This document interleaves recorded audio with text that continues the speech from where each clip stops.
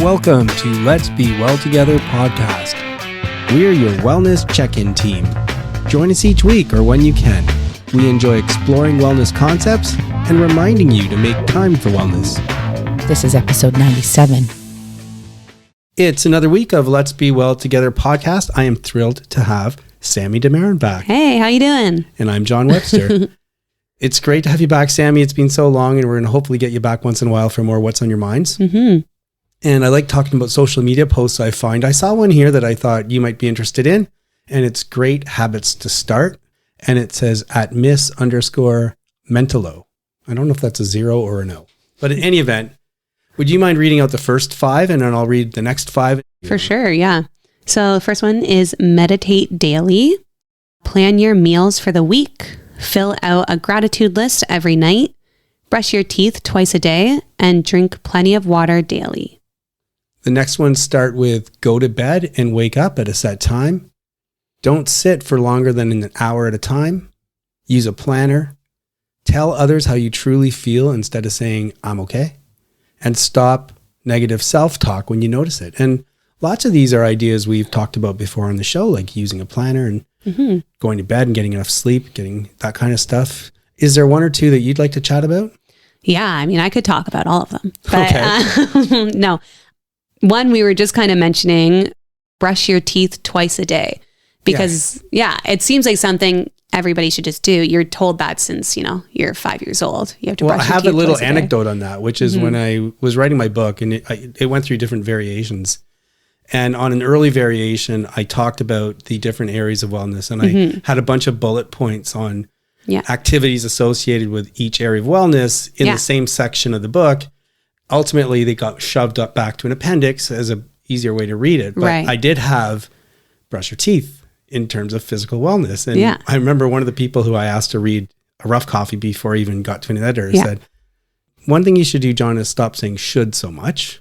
Right. Tell us your experiences and let us pick what we like. That's fair. And so I took a lot of shoulds out. And also she said, I'm not sure about your list of stuff there. And I tried to say to her, I'm not saying all those bullet points are what I'm going to do. I'm saying I found them all associated with wellness and I want to explore them. Yeah. And she kind of said, brush your teeth, like, come on. Yeah. So I'm vindicated. Yeah, you are. Because I think truly brushing your teeth, as easy as it is, at least in my own experience, if I'm not in a great mental headspace and if I just want to be in my bed and be in my dark moment, brushing my teeth, doing my face routine and skincare routine, brushing my hair, even like that's just stuff that wearing for me, nice clothes. Yeah, wearing nice clothes. Oh yeah, sweatpants every day. Like if I'm in a not a great spot, it's one of the first things to go, other than like I'll always brush my teeth in the morning because I just feel gross if I don't. But at night, I miss my night, brushing teeth all the time if I'm in not a great headspace. So I think it might not seem like it's like super connected to mental health, but at least in my experience, it's one of the first things to go when I'm not feeling my best mentally. Definitely. The whole kind of self-care, like not in the sense of mental, but just taking care of your own body. You don't shower. Yeah. You don't wash your hair. You wear frumpy clothes. Maybe you don't get fresh air. And it becomes kind of a spiral. Definitely. Or it feeds and you feel worse and you feel frumpier and and so then you want less and you treat yourself less and maybe then you just don't eat very well. And it's really something. And just like, for example, just on the eating, if you're eating really bad junk food, brushing your teeth is a nice way to like freshen you up and remind yourself. Definitely. So, and I think especially like, because it's at the beginning and the end of your day, like it almost like it starts your day off good and it ends your day off like you're taking care of just a little part of yourself, and doing that like just shows that you're caring for your body. Yeah. So I agree. I like it. Talking about every night. I like this idea. I think I'm going to explore it. I'm not sure I can commit to it, but fill out a gratitude list every night. At one point, I was seeing pretty dark stuff in the world, and it was just like everyone seemed like an asshole, to be honest. And I'm like, what is wrong with people? It's a dark world. And I talked earlier about an experiment that I did. I said, is it really that bad? So I started to kind of mentally track, not write anything down, but mentally track the nice things people did for me in a day. Yeah. And the bad things. And it was astounding how few bad things people did to me in a day. Right. Yeah. There were so many people that said hi or held a door or whatever, or let me in front of them and when I was driving, or, could go on and on and on. And I'm like, wow, there's so many nice people around. And yet all I focus on is that one person who cut me off. Yeah. Right. That's who's in my head all day. So I'm thinking, I bet you if at the end of the night you did a little bit of even if you wrote down 3 nice things people did, or that you're grateful about that day, something that happened to you, or even just you had a beautiful dinner or whatever you want to be grateful for, I bet you that's a really nice way to end the day. I agree. Yeah, I think that's really important. I think it's so easy to get sucked into the negative day to day, whether that's looking at yourself and saying negative things like, oh, my hair looks so terrible today. And then that's all you're thinking about all day. Or somebody cut you off, or working customer service, you deal with some not so great people. And there's this saying of like living in your head rent free. And I think a lot of negative things. Yeah. It's like sometimes people will say it like if you get into like an altercation with somebody, you say like, oh, I'm living in their head rent free, which basically means like, I'm like, they're just thinking about me. So like they, I know. And then I get caught in that because I'm like, they want to do that. Like, exactly. There's people who want to do that. Yeah. And guess what? There are people who want to do that. There is. Yeah. You can't, it doesn't help me. I mean, I don't even care what they want. I just have to figure out a way to live my life without being let affected it go. by that. Somehow respond to things in the right way. For sure. And it's so much easier said than done. So, True. But doing this gratitude entry, it would help. It would help you get to that point of like, okay, my life doesn't suck, right? Like I actually have a very good life and I'm very thankful for it. So there's so much that we have to be thankful for. But talking about it being easier to say than to do. Yes. You mentioned the one about saying I'm okay. So tell others how you truly feel instead of saying I'm okay. How many times do you say I'm okay? Probably 7 times a day. Just kidding. Not that much. But I do. I definitely say it. And if any of my friends or family are listening, they 100% will agree. Because again, like it stems from my people pleaser issues. Like I'd rather just like hold it in than have to tell people how I feel and maybe like affect their day. But also... Is that it? Because you're concerned more about how it affects them? It's a little, it's a couple different things. That's one of it where I'd rather just be like, yeah, I'm fine. I'm okay. Like I'll get over it. But really like, I'm not going to get over it. I'm just burying it deep. The other part is just that sometimes you'll get past it, but not over it. Yeah, I might get past it, but it's always in the back of my head and it might come up in a couple years. Right. The other part of it is just, it's hard stuff to talk about. So in my relationship, David's actually helped me a lot because David's the kind of person that he'll tell you if he's not okay. And it might be a gender thing, men versus women. Women tend to just push it down. But I think it's also just a person thing. Like his family's much more vocal versus my family. We're much more, oh yeah, like we're fine. We're fine. It could be like something traumatic happening. And we're like, oh, it's fine. Everything's going to be okay because it is going to be okay. But it's important to talk about it. And it also helps with your communication. Like if David is noticing my energy is off, or if I'm noticing his energy is off and you're just saying, I'm okay, I'm fine, then it's not going to help anything. You need to be able to communicate to your partner, to your friends, to your family when things aren't okay, or else they won't learn. They don't know where your boundary is. They don't know how to fix it next time, or they might not even know what they did. It could be the smallest thing that just sent me over the edge, right? But I have such a hard time reaching out for help, telling people how I'm really feeling because I just like, it's an uncomfortable situation. I don't do the best in doing that. I've gotten a lot better in the past couple of years, but it's still something I'm working on like every day. So many things of what you said are like jumping into my mind. Yeah. So for example, and one of them, the good side is if I knew somebody who wasn't okay, I wish they would tell me so I could at least ask, what can I do? Yeah, definitely. Tell me about it. I'll just hear you out.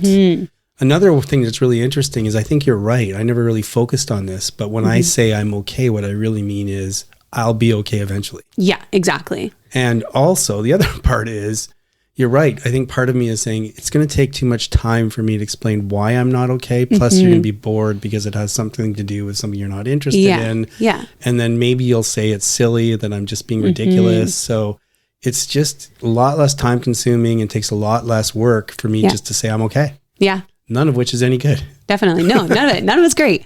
And even like, sometimes I know, like I've heard this from a lot of my friends, and I know I feel it sometimes too. Like it's better just to, or it's not better, but feeling like it's better to just say I'm okay and try to get over it on your own than like the potential of fighting with somebody you love. Right. And being like, okay, this might cause like a rift in our relationship if I actually tell you how I feel, when like I can get over it on my own, but I'm never actually going to get over it.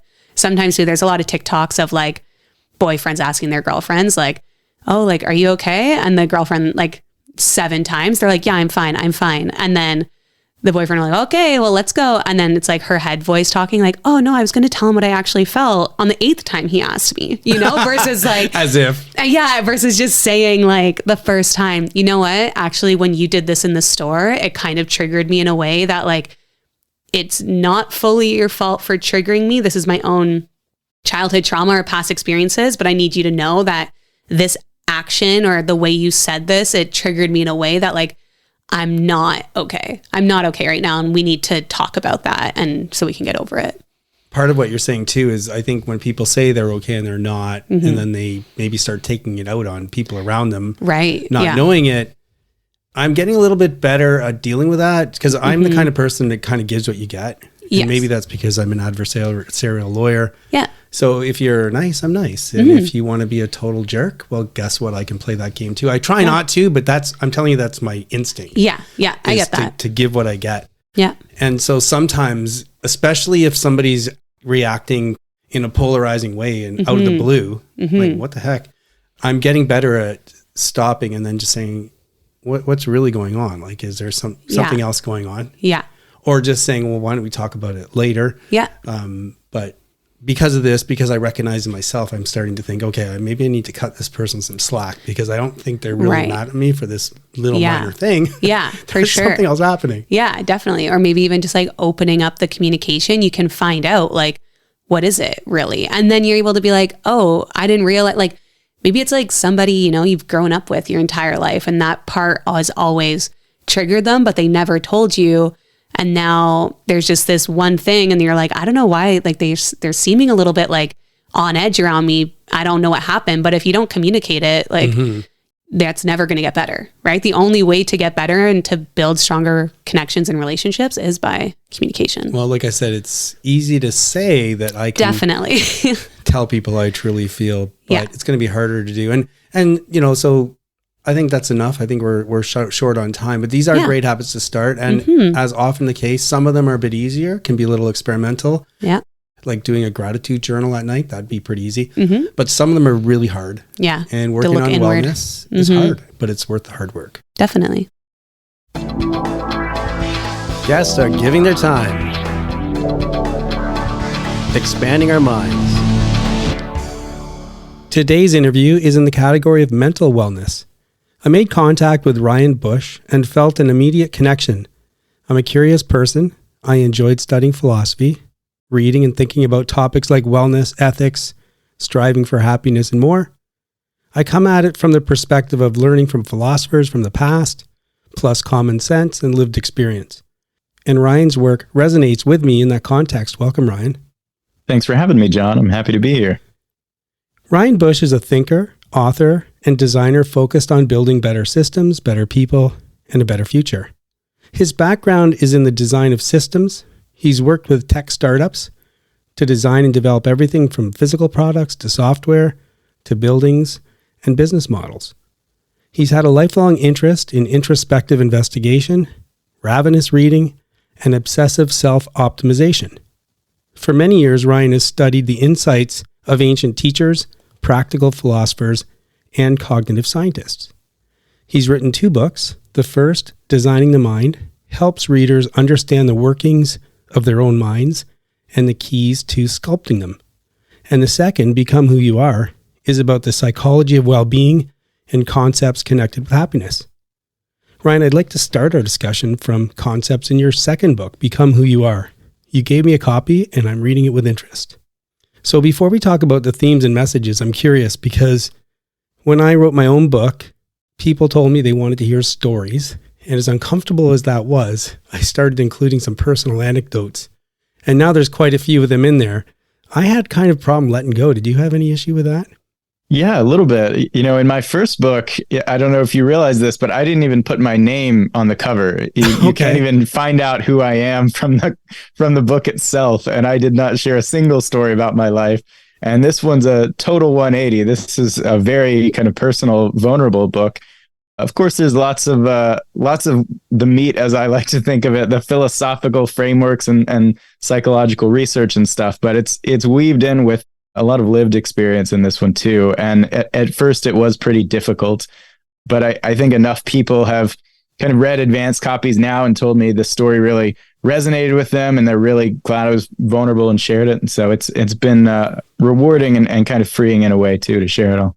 Is it still an advanced copy? Has it come out yet?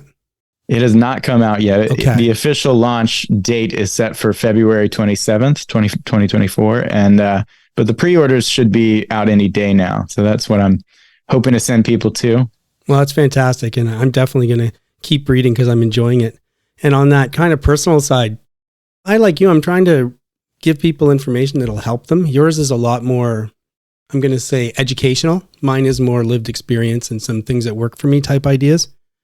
But, from what I heard from people, they kind of want those stories. They want to hear from you.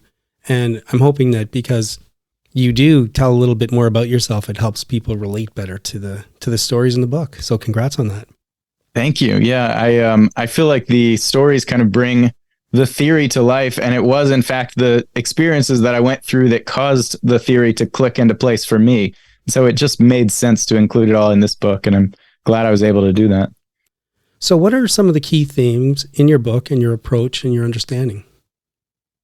Yeah, so the way I like to introduce it initially is kind of with this visual framework. And so if you think about all the different ways we look at happiness, because it's kind of a overused term, it means too many things, and so it means nothing, right? But yeah, if you think about, if you imagine there's a chessboard sitting in front of you on the table, we can say there's an x-axis, which refers to simple pleasure and pain, right? And so further to the right on this chessboard is more pleasure, and left is more pain, suffering, and discomfort. You can think about the y-axis as loss and gain. And so higher up or further away from you on this chessboard is sort of more gain in your life. And what I argue is this whole two-dimensional chessboard in front of you is basically the map we're all using to navigate our lives, or at least by default, this is how we naturally navigate our lives. And so more pleasure is good, obviously, but sometimes you sacrifice pleasure in order to experience more long-term gain. And this is a part of just thinking like an adult, right? When you're children, you're just focused on pleasure, and then you learn to kind of focus on the long-term consequences and better circumstances in your life. But what I argue is that this is still a faulty map. We're still kind of like children in the sense that we're not thinking about the right, most important dimension of all this. And so I like to say, imagine extruding a third dimension out of this chessboard. So now it's a three-dimensional topographical chessboard with mountains and valleys. And what I argue is that this third dimension is really what's determining our happiness when we're going around thinking that it's these external gains that we're making in our lives, right? This third dimension is what ancient philosophers would have called virtue. That term sounds a little outdated to us today, but essentially we're talking about admirability. The more you're able to act in a way that you would admire and bring out the strengths that you pride yourself on through your life, through your relationships, your work, everything going on a daily basis, the more you're able to do that, the higher you actually climb in this important third dimension of happiness. And so I think you're right. There are similarities between kind of this framework that I've introduced and your wellness framework. But fundamentally, it puts a strong focus on this thing called virtue, which can really correspond to anything from courage to creativity to charisma, compassion, right? And so ultimately, the question I think we should all be asking a lot more of in our lives when we're making changes and transitions is, how can I bring out more of my signature strengths? How can I become more like a person I would admire? Because this, and I argue there's actually a pretty sophisticated sort of theory for why this is the case, but I think our brains are basically monitoring us all the time, looking for evidence of these virtues and strengths and regulating our mood accordingly. Just want to come back to virtue because I think a lot of people, when they hear that word, you're right, it's old fashioned. It sounds like something, you'd hear in a 1950s movie or something, and people don't really know what it means. Is it possible to give us some examples that make it a little more active and positive, and how kind of we see something virtue in our everyday life? Because I agree with you. I think it's a really important concept, but I think it's often missed because people see it as something stale.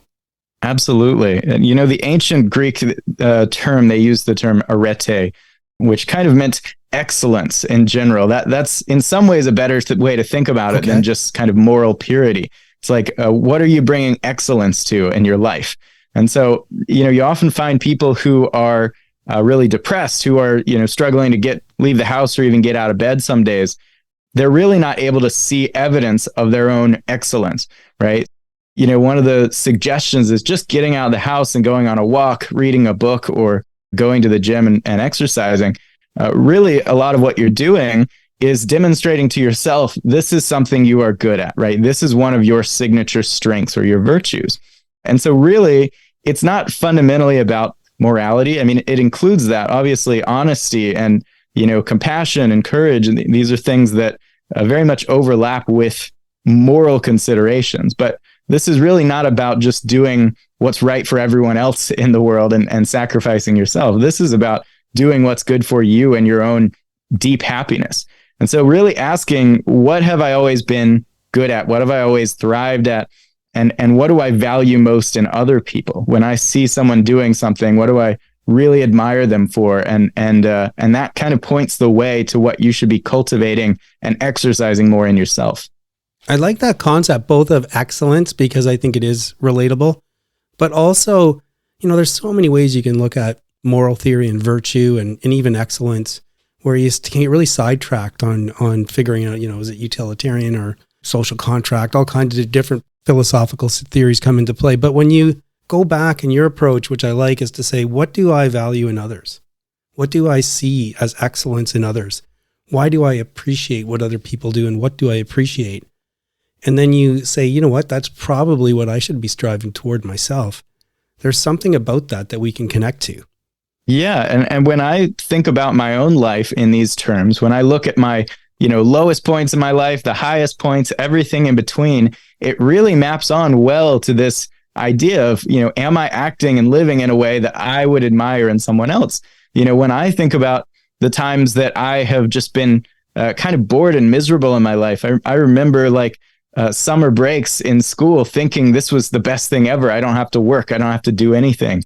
And then being miserable by the end of the summer and wanting to go back to school just because, well, I didn't really know why.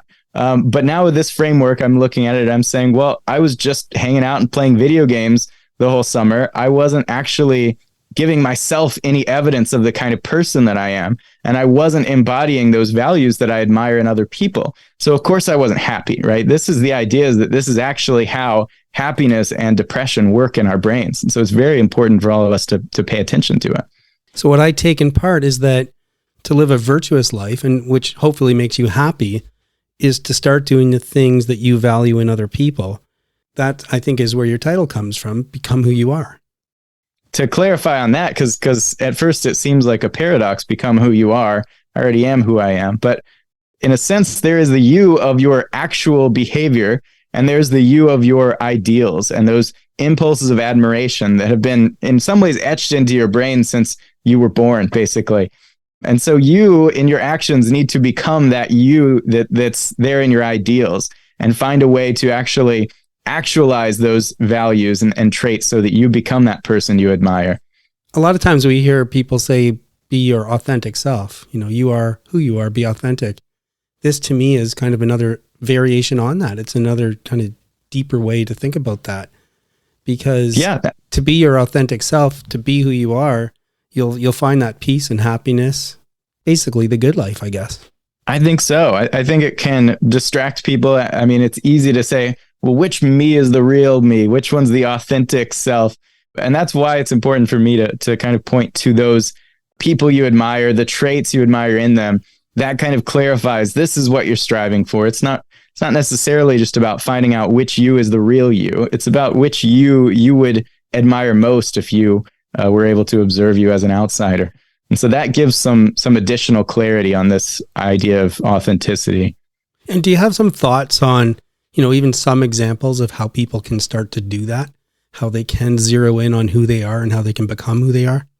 Yes. So one great exercise, Martin Seligman, who really has done a lot of work in terms of virtue. He has studied, the virtues that are valued cross-culturally, like all cultures, even those very distant from Western society, seem to value these things. He's also done a lot of studies on the mental health effects of exercising your virtues, finding a new way to exercise the strength. And he's pretty much concluded very similar things to me on its importance for well-being.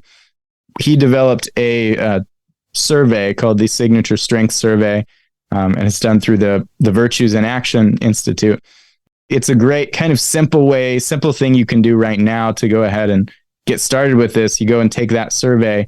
They also have a shorter one called the Brief Strength Survey, but it'll basically tell you, these are your top 5 strengths. These are your top 5 virtues. And it really varies across everyone. We've done this in my community, had everyone do it. And it's amazing just the diversity that you see in these top 5 strengths. While it's not perfect and you'll still have more to do to kind of refine this, this will give you a great starting point. And for me, the top 5 really felt very kind of resonant with who I was and wanted to be. And so that's a quick one. Another one is simply asking your friends and family, sending a text to a bunch of people, hey, what do you think I'm good at, right? What have I always really thrived at? And you'll often be surprised what you hear when you do this. I mean, people notice things about you that you don't always notice about yourself. And so all these things can give you insights and clues to sort of integrate all these things and ask, where do I go next? I mean, what I did with Designing the Mind is essentially found a way to combine the 7 things that I was best at into one vessel. And that comes out in my books and my community and my products and getting to a place where you can do that, where you can bring all those things you're good at together. It's a really powerful tool, and it'll, I think, take your well-being to new heights if you can bring them together and integrate them in that way. I really appreciate when I hear practical things we can do towards these ends. So it's great that you have some practical things people can try. It's really interesting. You're a pretty young guy. I can tell by looking at you. It's amazing. You've come up to some really great conclusions already. So I'm looking forward to hearing and reading lots more as you figure more and more things out. I'm going to be interested in reading your book when it comes out in February, you said. We're coming to the end of the interview, but before we do end, I want to give you a chance to let us know, is there anything else you wanted to tell us about Become Who You Are or your approach? Oh, there's a lot of things I could tell you, but I would just add sort of that, there's a lot of people who will tell you how you should be living your life based on what group you're in or that kind of thing. I mean, the internet's just full of very heated debates about what this kind of person should be doing, what women should be doing, this or that. You've already got the compass built into your brain on where you should be going. And so that's all you really need to listen to. Just have the courage to pay attention to your own ideals and values and follow them wherever they lead. And then I'll just say that I have a couple of free ebooks that I can give to listeners. If you go to designingthemind.org/becoming, I'll give you the Psychotext Toolkit and the Book of Self-Mastery, which is sort of a quote compilation and commentary. So it's a great way to also kind of know updates on the new book, and look out for Become Who You Are here. If I forget when I email you about the upcoming show, make sure to send me some links that I'll make sure I include in our show notes so people look in the show notes. And obviously, Absolutely. You're right. We've just basically scratched the surface, and it's really tough to talk about something like this in only 15 minutes. But we appreciate you coming on, and we hope some people got interested. And that's really what we're trying to do: spark interest, and then people can learn more. So our show is about wellness, and we explore different areas of wellness, and we ask every guest the same question in a context where we each have different areas of wellness that are important to us in our lives, but not enough time to keep them all going at any given time. So we do essentially a mini wellness check-in. So is there an area of wellness right now in your life that's languishing a bit? And if so, can you think of even one thing that you could do to foster wellness in that area? Yeah, that's a great prompt. I would say my social wellness, I think, is definitely languishing a bit. I've got a great relationship with my partner, but I think with other friends and social communities around me, it's a little more limited, especially as I'm putting pretty much everything I have into this book launch and keeping everything else kind of afloat with the community and the business and everything. So I think I very much want to address that. And I've actually talked about, like, most years during the winter, especially after I have like a big launch, we'll go on a big, maybe month-long trip to someplace warmer. And I've been thinking I really want to make this a very social trip. I want to see if we can join a group and take a group of 30 out overseas somewhere instead of just the two of us. And I think there's a lot I could probably do here at home too. It's a very outdoorsy kind of quiet mountain town I live in, but I definitely want to make this new year one where I'm meeting a lot more people and have a lot more social wellness in my life. So great question. There's just so little time, especially for someone like you who's doing passion projects and is so busy. And so we wish you the best of luck with that. And hopefully you can re-energize a bit by getting that social contact and hanging out with your friends and family and whatnot. So thanks very much, Ryan. We really enjoyed chatting with you, and hopefully more to come. Yeah, thanks so much, John.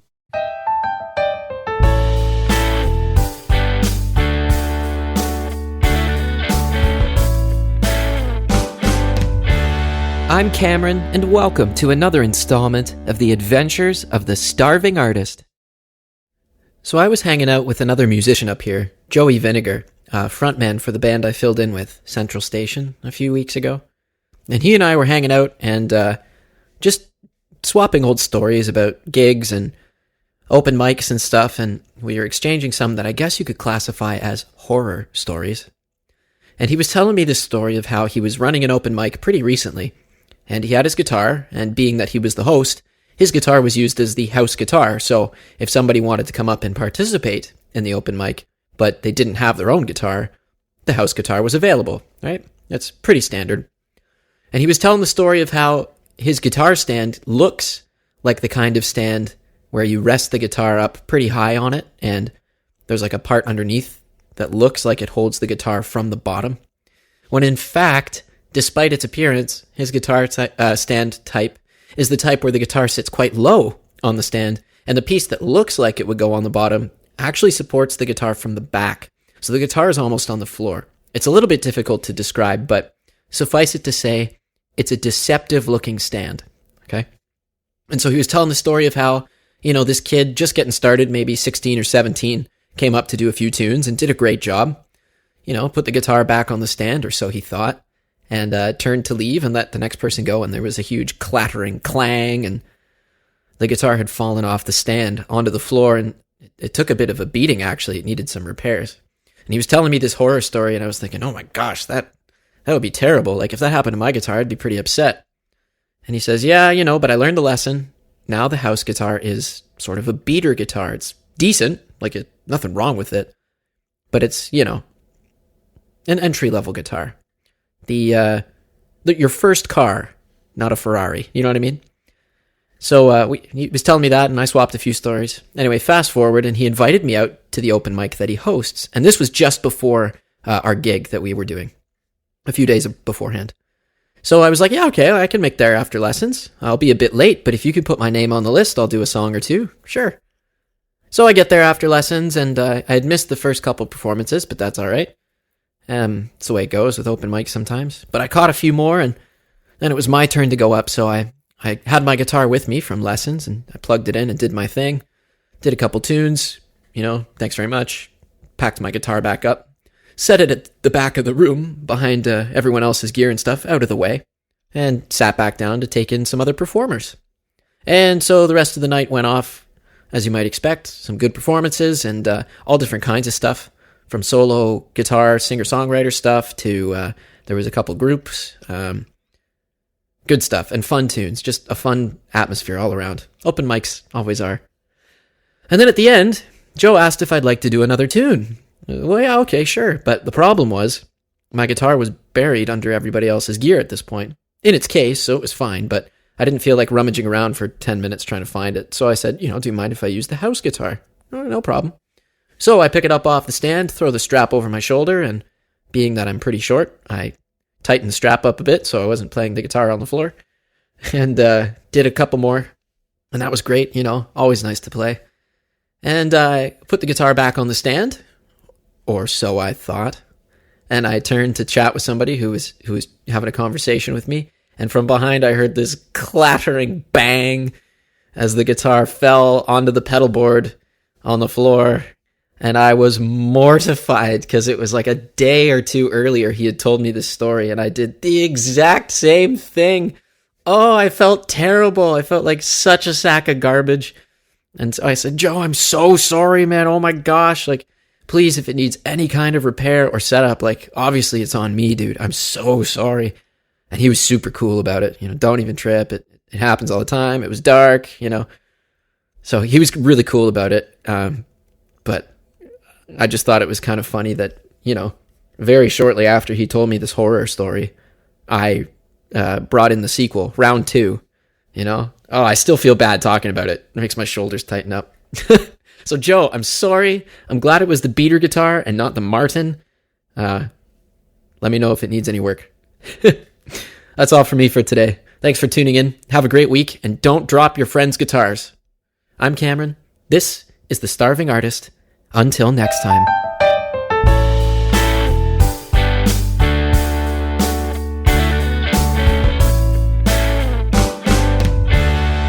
We love our listeners and thanks for joining us. Please help spread the word about Let's Be Well Together podcast. Follow us and rate us on Spotify, Apple, Google, or your favorite podcast platform. Follow us on Instagram at lets.be.well.together and let your friends know about us. Move that body like we're meant to do. Hello, everyone. It's Elise Seifert here with Julie Wilson. Hey, Julie. Hey, Elise. Today, we were hoping to talk about a social media post that we found about reasons to exercise that have nothing to do with weight loss. This was found on Instagram, and it was posted by Dr. Catherine Oseni. I was really interested in this idea because I know a lot of times when people start working out, it's for weight loss. And I know it's a tricky goal to have because you don't see results right away. And that often really deters people from working out. So I was hoping that we could look at some other ways or other reasons to exercise. And I'm not sure if you agree with that, Julie. 100%. There are so many other benefits to exercising besides weight loss.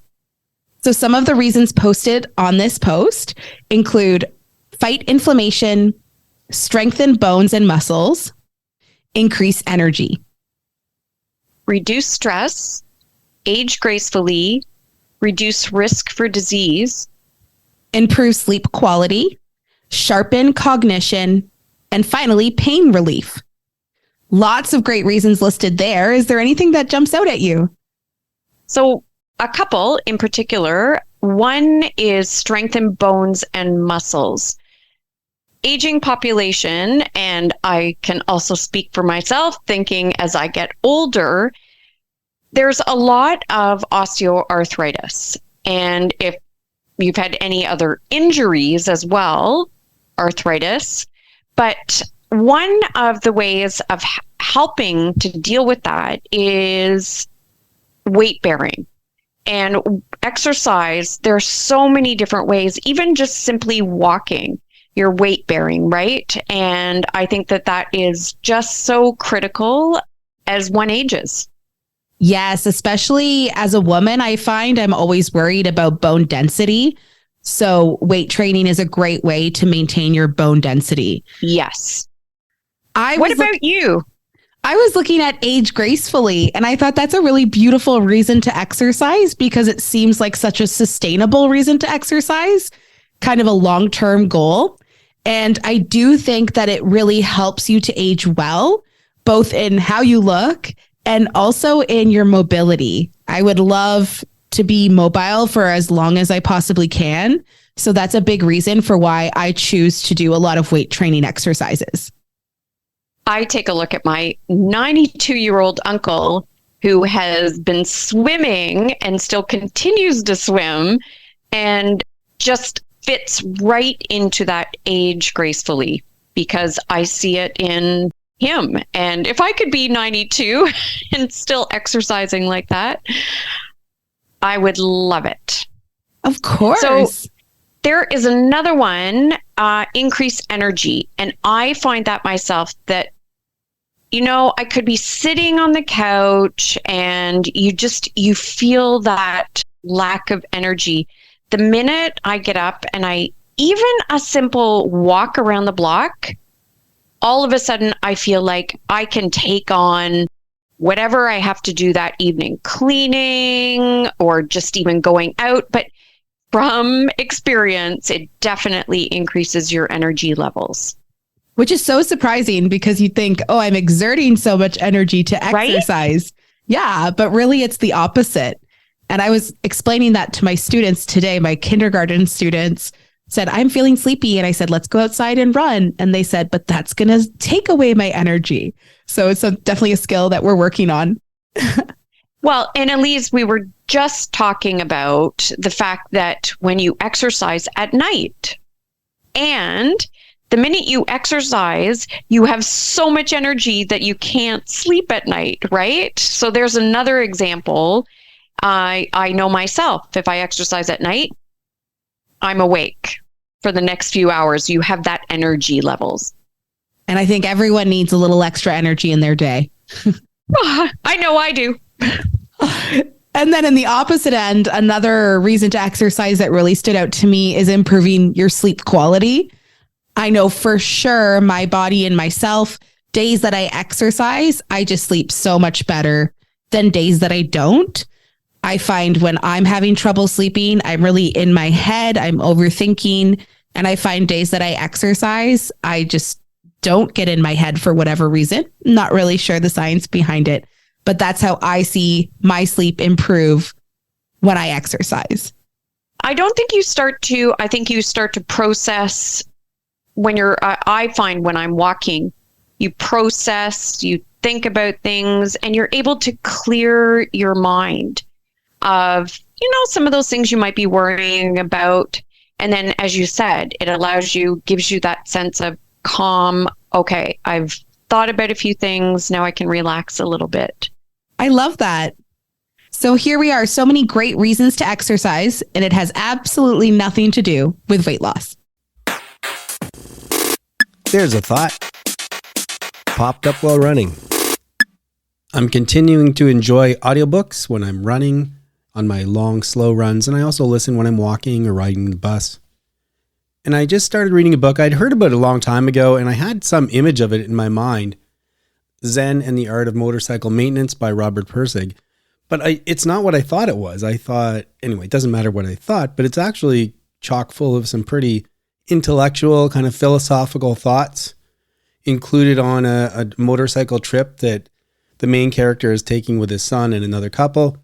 And I heard something today that kind of connected to the whole wellness thing. It was really interesting. He was talking about systems, and he does a lot of analogies in the book, including how a motorcycle is like a system and taking care of a motorcycle is like taking care of other aspects of your life and whatnot. And at one point he was talking about people kind of rebelling against systems, the system. And his point was, a lot of times when people talk about that, they're kind of railing against the effects, right? So if a certain mode of thought, a certain systematic approach to thinking and a rationality exists in the world, and that results in building a factory, and you tear that factory down, but the system doesn't change, what underlies the system doesn't change, then you're probably just going to end up somebody building a new factory. And if you rebel against the system, against society, and yet no change is made to the construction of thought and the rationality that lies behind that society, even if you happen to topple that particular government, you're probably going to end up with something similar-ish because you haven't changed what's underlying. And we come to wellness. And now I'm going to be talking to people, for example, who want to lose weight or get in shape. And they think, I don't like the way I look, or I don't like the way I feel. So that's what I'm going to try and change, the effect. And they start on a program whether that be, like the boot camp approach or whatever it happens to be. And off they go trying to change the effect, but they never actually think and change the lifestyle. And that's what I would suggest you should really think about. And it was interesting because I wrote my book Accidentally Well, and you put it out there. I kind of have images and thoughts about what I'm trying to say, but I also appreciate that when other people read it, they're going to see things in it or say things about it that I might find a little unexpected. And I guess this one shouldn't be too unexpected, but kind of was, which was the book was rated by Indie Reader. I was really fortunate because I got a really good rating on Indie Reader. And the person who did it there was James Whisketell. What he said almost right at the start of the review was that it was a refreshingly candid recounting of his midlife weight loss journey, that it underscored an important point that's often missing from books and magazines, touting a quick and easy approach to losing pounds. Sustainable weight loss requires a lifestyle change. And that's absolutely right. I didn't set out to make a lifestyle change, but once I started seeing the benefits of a lot of the healthy eating and the exercise and eating in moderation and starting to think about areas of wellness and balance, once I started to do all those things, I started on a lifestyle change, and now my system was different. So unlike prior attempts when I was trying to change the way I looked or felt, only to revert back to how I was, I had a lot more success because my system had changed. There's all kinds of stuff I'm really enjoying in this book, and I'm sure that it's going to sprout a whole bunch more thoughts as I go through it. Love reading. It's me. Am I? Yeah. Just let me say, flip side of the coin. We have all these like lofty goals and high expectations. We're like, hey, I've got a way to approach wellness now, and I'm going to have a great week. I've got my week set up. It's going to be really good. I'm finding time for all this stuff. It never works out that way. Never. So we recently had this experience. Our son Alex moved into a new place, got some furniture, including a desk that goes up and down. And he got it from online. Let's just say online generally. Okay. He was running around and we were there anyway, so I found some time to put it together for him. Right. Because I've got the tools and all that stuff, and he was away at the time, but I got it put together. Like, this is fantastic. I put it in the up position. I tried the up and down. You were doing up and down. You're like, and we were talking about where it should be. Should it be this high? And we were like, Alex is taller than you. Should go a little higher and all that kind of stuff. Set it up. Leave. Yeah. And then we were somewhere else. Yeah. We were gone for a week. And so we said, hey, Alex, how's your desk going? He goes, there's something wrong with it. Is there some plug that you need to do? Is there a button? Right. It's not going up and down. It's not going up and down. I'm like, what the heck, man?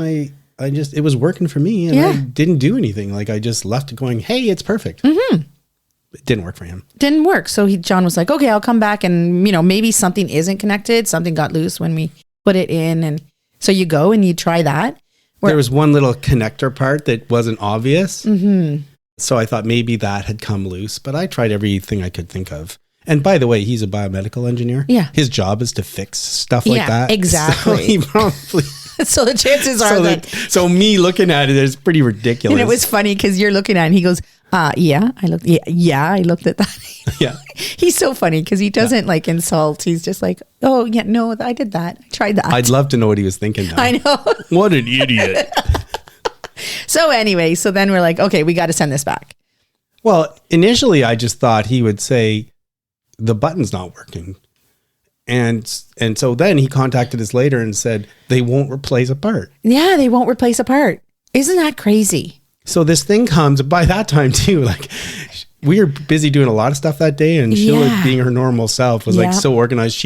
Before I could hardly move, she had all the boxes and they were gone. Yeah, everything was gone. By the time we realized it was broken, there's no boxes, there's no packaging. Nope, none of the styrofoam. I hate that styrofoam stuff that holds everything together, but you need it when you're packing it all up again. And this thing is heavy. Like, So all these parts go heavy. together, but it was really heavy. So Alex finds out you can't just ask for a new part. You have to send the whole desk back. Right. So how do you do that? So, and the problem that we were having was we were feeling like he was procrastinating a little bit. And we do know with returns, you only have a certain amount of time. True. So we were like, you got to get on that. So we got there and... But before we got there, he was getting mixed messages. Okay. They were like, you do have to send it back. He asked the company how to arrange shipping, and they said you have to use the person you bought it from. You got to go to their return page, but you go to their return page and you could return, but it didn't explain how to do the big packaging. And so I get why he was procrastinating. He was getting the runaround. Mm-hmm. Eventually, though, we figured it out. He got the postal stamp or whatever to put it all in this package, take it there and bring it to Canada Post. But then we would have to take it apart.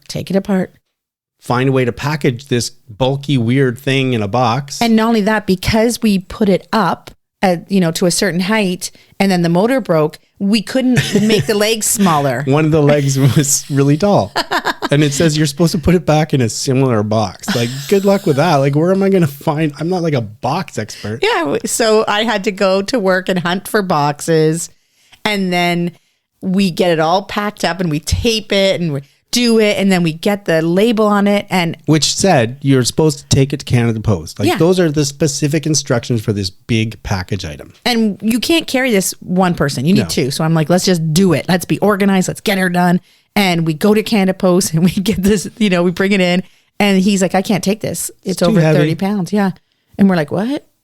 And I actually then called Canada Post the next day and to see if maybe if I take it to head office or something that they'll take it. And they said, no, they cannot take anything more than 30 pounds. Yeah. So here the company is telling us to go for a big package to Canada Post. You go to Canada Post, we can't take it. Can't take it. So then he has to call back. And then they say, we'll arrange a specially pickup. Yeah.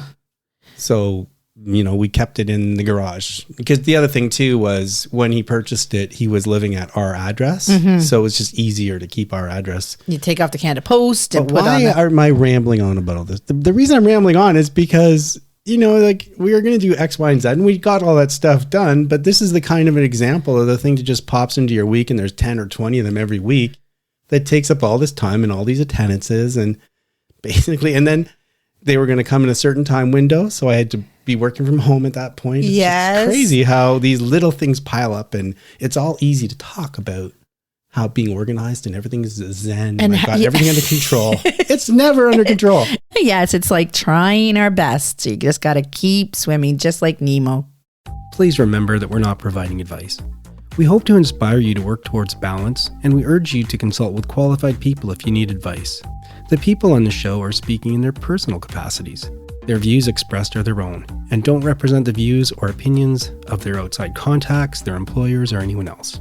We try to get things right, but we can't guarantee everything we say is correct, or that the things we talk about will work for you.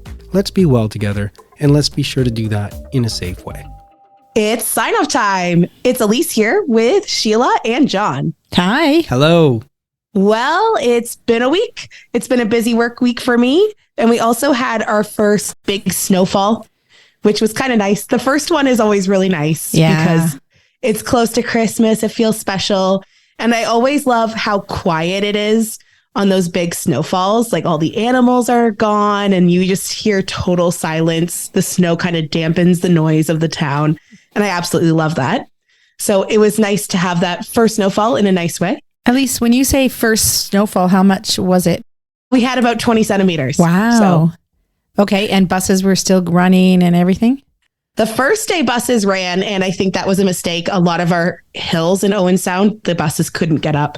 So we had a few issues. And then the buses were canceled the next day because it was still snowing. And I think that was a good call just to let the crew clean the roads because they really needed to be cleaned. But everyone's safe. So that's good. Good. And there's still snow there?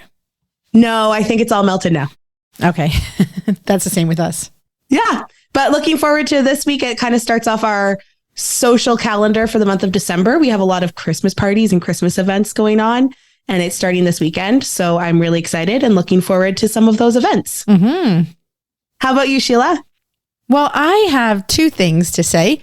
One, when I was listening to the podcast last week, I was listening to The Starving Artist. And as Cameron was speaking, I was driving right past Glen Morris, he was talking about Glen Morris, where he grew up. And then I was driving into Cambridge and passing the Cambridge Mill. So it was just, I don't know, serendipitous that I was, going through the exact areas that he was talking about. And I thought that was really interesting. Cool. And the other thing was another happy little thing that happened. We were at the grocery store and there was a lady and then there was this older lady who was trying to pack up her groceries. And so I decided that was going to be my good deed. I was going to help her pack. And so I kind of passed this other lady and I look at this lady and I'm like, oh, can I help you? And she just kind of looks at me. And then this other lady that I passed, she goes, oh no, she can't hear you. She's 95 years old and she likes to do everything herself. So that was her daughter-in-law. And so I just was amazed that this 95-year-old woman was packing her own groceries and she paid by debit, did everything herself. And it was just like, I don't know, it gives me hope for civilization that, maybe I'll be okay when I'm 95. So I thought that was kind of a fun little thing. So that's all I've got. What about you, John? Talking about snowfall, I've been enjoying walking to work, but I have been a little bit anxious because I'm like, I'm not sure if I'm going to like it in winter. It's great in summer. It's great in fall. So this week, I just happened to went out and got a coat that I could use for that walk. And then it snowed. I wasn't expecting it. Yeah, literally the next day. And one of the 2 days where I walked in the snow, it was windy and cold and people hadn't shoveled yet because they just weren't expecting it. And it went okay. So Good. that gives me good hope that it really won't be too bad. So that was a good sign. And I think I will try and keep walking as much as I can this winter. And then I mentioned last week that for 2 weeks in a row, I waited till Sunday to do my 10K run. And in the words of, let's call her a upcoming philosopher, oops, I did it again, Britney Spears. I was like, who are you talking about? Maybe not a philosopher, but how apt are those words? Oops, I did it again. But I did get it in. But wow, what a run today. On the interview that you heard today, it was Ryan Bush, who's an author. And I really kind of feel a connection with him because now he's way ahead of me in terms of actually doing research and reading and putting everything together, where a lot of the stuff I talk about is more intuitive and life experience. But I was listening to his audiobook, Become Who You Are, and I had so many amazing kind of breakthrough thoughts today. So I can't wait to finish reading that book. And I think it's going to really help me when I'm trying to figure out a lot of my wellness stuff. So had a really great run, even though I, again, left it till the last minute. And again, I'm going to start eating now, maybe. No one's ever going to believe me anymore. No one's going to believe you at all. Okay. I think you should just wait and then maybe in 3 or 4 weeks be like, oh, I got back on this and I'm doing this. And, maybe once you've done it for a little bit. It's really important, though, that I do break the habit because now it's winter. Part of the problem is I have zero motivation to go out in the dark and the cold and the snow and run, especially if I'm trying to go a bit faster where it's slippery. So the natural thing that I've done in past years is I now transition to the gym. Mm-hmm. But for some bizarre reason, each year this happens. I haven't been to the gym for a few months because I can do everything outside and at home. And now I'm a bit anxious about going to the gym, like, oh, I don't know if I should go and how's it going to work? And it would be really great if this week I can get in and just get the habit of getting into the gym. Because as soon as I get there, I'm like, what was I worried about? This is fantastic. I love this place. So it is important to maybe start now tomorrow. Great. Okay, guys, got anything else?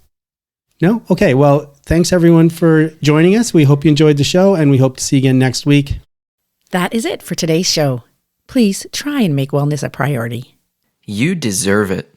If you feel the need to talk to someone or ask for help, please do that. Accept yourself for the person you are. So long. Adieu. Auf Wiedersehen. Goodbye.